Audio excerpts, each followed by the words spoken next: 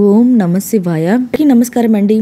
ఒక చేతిలో మహాశక్తి ఆయుధాన్ని, ఇంకొక చేతిలో ప్రకాశవంతమైన వజ్రాయుధాన్ని, ఇంకొక చేతిని కటిపై ఉంచి మరొక హస్తంతో అభయ ప్రదానం చేస్తున్న శ్రీ సుబ్రహ్మణ్యేశ్వరిని పూజిస్తే అన్ని ఆటంకాలు తొలగిపోతాయని విశ్వాసం అండి. ఈరోజు వీడియోలో సుబ్రహ్మణ్య షష్ఠి లేదా స్కంద షష్ఠి ఏ రోజున వచ్చింది, ఇంకా పూజ ఏ సమయంలో చేసుకోవాలి, జంట నాగులకు పాలు ఏ సమయంలో పోయాలి, పూజ ఎలా చేసుకోవాలి అనే అన్ని విషయాలు ఈ వీడియోలో తెలియజేస్తాయండి. ప్రతి సంవత్సరం మార్గశిర మాసం శుక్ల షష్ఠి నాడు సుబ్రహ్మణ్య షష్ఠిని అయితే జరుపుకుంటాము. ముఖ్యంగా పిల్లలు కలగాలని అనుకునేవారు సుబ్రహ్మణ్యేశ్వర స్వామిని ఆరాధిస్తారు. సుబ్రహ్మణ్య షష్ఠిని స్కంద షష్ఠి అని కూడా అంటామండి. సుబ్రహ్మణ్యేశ్వర స్వామిని జన్మించిన సందర్భంగా ఈరోజు సుబ్రహ్మణ్యేశ్వర షష్ఠిని జరుపుకుంటాము. ఈరోజు భక్తి శ్రద్ధలతో ఆ స్వామివారిని ఆరాధిస్తే మన కోరికలన్నీ తీరుతాయని, సంతోషంగా ఉండవచ్చని నమ్మకం అండి.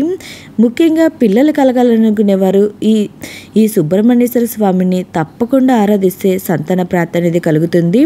అయితే ఈ షష్ఠి ఏ రోజున వచ్చింది, ఇప్పుడైతే తెలియచేస్తాండి.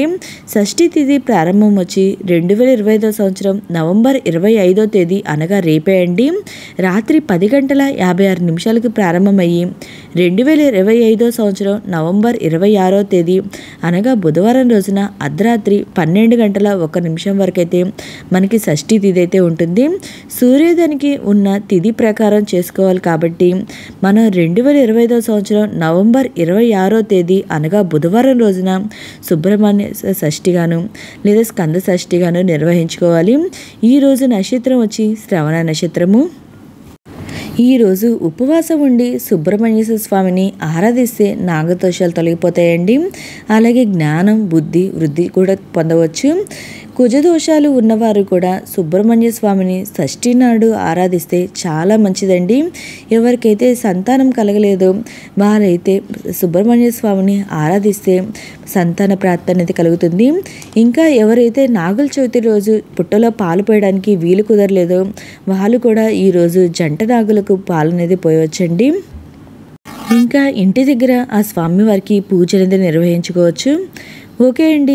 ఈ సుబ్రహ్మణ్య షష్ఠి తేదీ గురించి మీకేమైనా సందేహాలుంటే నా కమెంట్ బాక్స్లో కమెంట్ పెట్టండి. ప్రతి ఒక్కరికి రిప్లై అందిస్తాను.